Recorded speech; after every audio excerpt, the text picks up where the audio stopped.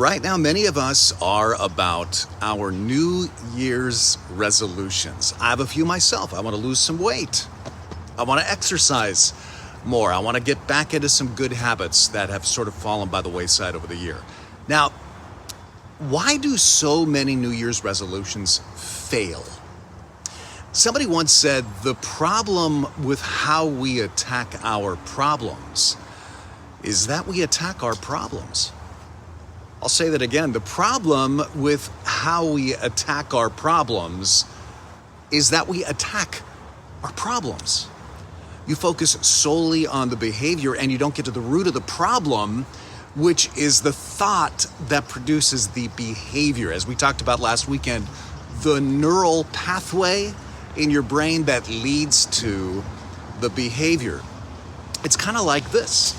Our neighbor had a tree in his front yard. It got into his water pipes, it cracked the sidewalk, it caused all kinds of damage, and it's become his obsession. Like Captain Ahab going after the white whale is my neighbor and his tree. He spends countless hours trying to cut down the tree. He's even ended up cutting down his mailbox by accident because he got that instead of the tree. But like a bad guy in a horror movie, this tree keeps coming back and keeps cracking his sidewalk and pipes. Why? Because what needs to be dealt with is what's under the surface, the roots of the tree, right?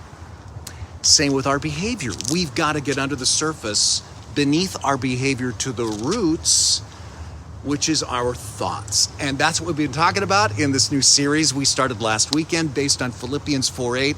How to replace the lies in our head with the truth and with beauty and with excellence. That's going to change our behavior. That's how joyful people think. But you can't just stick in good thoughts. Like my neighbor can't just plant flowers here. He has to get to the roots of the problem, that tree. And it's the same thing with us, with our thoughts. It's like we got to put a little TSA scanner before our brains. And when the bad thoughts try to board, we will not let those poisonous, toxic thoughts board the flight, right? And we've got to do the same thing, whether it's thoughts of anger or gossip or lust or jealousy. And that's actually possible. Romans 8:5 says, those who live according to the flesh have their minds set on what the flesh desires. But those who live in accordance with the Spirit have their minds set on what the Spirit desires. It's all about the mind set. So what is your mind set on? Don't just repair the sidewalk. Get underneath that. Get at the roots. And we've got great ways to do that for you this weekend. We've got, of course, our services at 6 p.m. on Saturday and Sunday at 9 and 11. Also on Sunday, what's cool? We've got Discover Recovery, 1 p.m. next to Loft, free lunch, live band, great testimony. If you've been curious about a sober life, come check this out.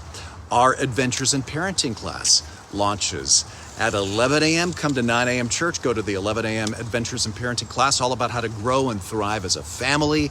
Plus lots more super fun stuff this weekend. It's fun just to be at church, right? I'm going to be there. Hope to see you too as we get under the sidewalk, get to the roots of our behavior and start the new year out right.